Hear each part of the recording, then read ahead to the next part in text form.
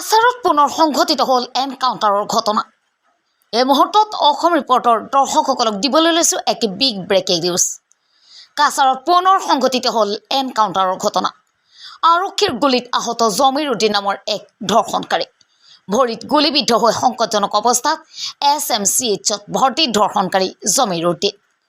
পুৱতি নিশা কাছাৰৰ পাইলৰ বন্দত সংঘটিত হৈছে এক এনকাউণ্টাৰৰ ঘটনা। আৰক্ষীৰ গুলীত আহত হৈছে জমিৰ উদ্দিন নামৰ এক ধৰ্ষণকাৰী।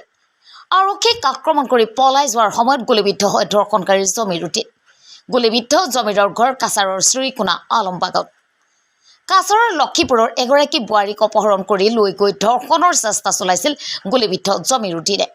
নিশা অপহৰণ কাণ্ডত ব্যৱহৃত অস্ত্ৰ উদ্ধাৰ কৰিবলৈ যাওঁতে সংঘটিত হৈছে এই এনকাউণ্টাৰৰ ঘটনা।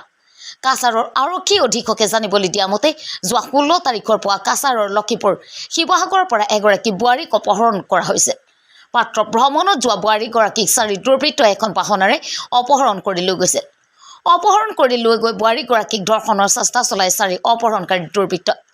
এই ঘটনাৰ পাছত আৰক্ষীয়ে তদন্তত নামি 4 গৰাকী দুৰ্বৃত্তসহ এগৰাকী মহিলাক এই ঘটনাৰ লগত জড়িত থকাৰ অভিযোগত গ্ৰেপ্তাৰ কৰিবলৈ সক্ষম হয়।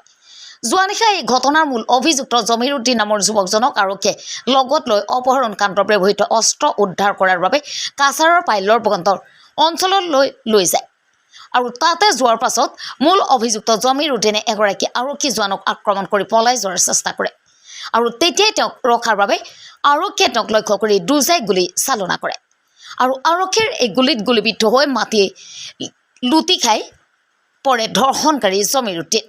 পিছে আৰক্ষীয়ে তেওঁক আটক কৰি ৰক্তাক্ত অৱস্থাত শিলচৰ মেডিকেল কলেজলৈ লৈ যায়। বৰ্তমান তেওঁ সংকটজনক অৱস্থাত শিলচৰ মেডিকেল কলেজত চিকিৎসাধীন। ইপিনে ধৰ্ষণকাৰী জমিৰ উদ্দিনৰ আক্ৰমণত আহত আৰক্ষী জোৱানজনো বৰ্তমান শিলচৰ মেডিকেল কলেজত চিকিৎসাধীন। শিলচৰৰ পৰা জাকিৰ হুছেইনৰ ৰিপৰ্ট, অসম ৰিপৰ্ট। 16 তাৰিখে এটা ঘটনা সংঘটিত হৈছিল লক্ষীপুৰৰ শিৱটিলা অঞ্চলত। পুৱা ভ্ৰমণ কৰি থাকোঁতে দুগৰাকী মহিলা ভ্ৰমণ কৰি আছিলে। তাতে 4জনকৈ দুৰ্বৃত্ত সেই পুৱাই 5:30 বজাত উপস্থিত হৈ এগৰাকী মহিলাক অপহৰণ কৰি লৈ যায় আৰু লগে লগে আমি যেতিয়া পুলিচক গোটেই ঘটনাটো যেতিয়া তেওঁলোকে ৰিপৰ্ট কৰে বা আমাক জনায়, লগে লগে আমি তদন্ত আৰম্ভ কৰোঁ। 24 ঘণ্টাতকৈ কম সময়ৰ ভিতৰতে 4জনকৈ যিজন ব্যক্তি আমি চিনাক্তকৰণ কৰি জিলাখনৰ বিভিন্ন ঠাইৰ পৰা তেওঁলোকক ধৰিবলৈ সক্ষম হ'লোঁ। এই 4জন ব্যক্তিৰ লগত এগৰাকী মহিলাও জড়িত হৈ আছিলে।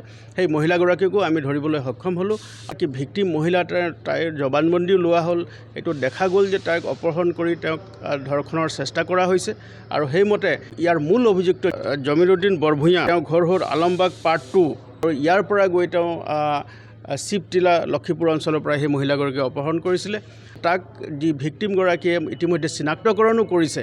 গতিকে আমি তদন্তকালত যেতিয়া আমি ইণ্টাৰগেশ্যন চলাওঁ, তেতিয়া ইণ্টাৰগেশ্যনৰ কালত তেওঁ আমাক জনায় যে তেওঁ এটা ৱেপন ব্যৱহাৰ কৰিছিলে মহিলাগৰাকীক বশ কৰিবৰ কাৰণে। তেওঁ ডিঙিত লগাই মহিলাগৰাকীক যাতে ভয়ভীতি প্ৰদৰ্শন কৰিছিলে আৰু সেই ৱেপনটো তেওঁ এই পালাৰবোৰ্ড অঞ্চলৰ দৌলগ্ৰাম বুলি অঞ্চলত আছিলে, সেই দৌলগ্ৰাম অঞ্চলত তাত পেলাই দিছিলে। গতিকে তেওঁ সেই উদ্ধাৰৰ কাৰণে তেওঁ নিজে পুলিচক আগ্ৰহ কৰে আৰু পুলিচৰ আৰক্ষীৰ টীম যেতিয়া তালৈ যায়, সেই টীমটো যাওঁতে তেতিয়া সেই পৰিত্যক্ত স্থানত তেওঁ তাক সুবিধা বুজি কৰ্তব্যৰত যিজন আমাৰ আৰক্ষী কনষ্টেবল আছিলে সন্তোষ পেগু, তেওঁক তীব্ৰভাৱে আঘাত হানে, বুকুত তেওঁক আঘাত হানে, মুখত আঘাত হানে আৰু তেওঁ পলাই যাবলৈ চেষ্টা কৰে। আৰু সেই সময়ত আমাৰ পুলিচ যিটো দল তাত উপস্থিত আছিলে, তেওঁক ৰখিবৰ কাৰণে বহুতো তেওঁক ছিগনেল দিলে। তেওঁ ছিগনেল নেমানি তেওঁ দৌৰি পলাই যাবলৈ তেওঁ চেষ্টা কৰে।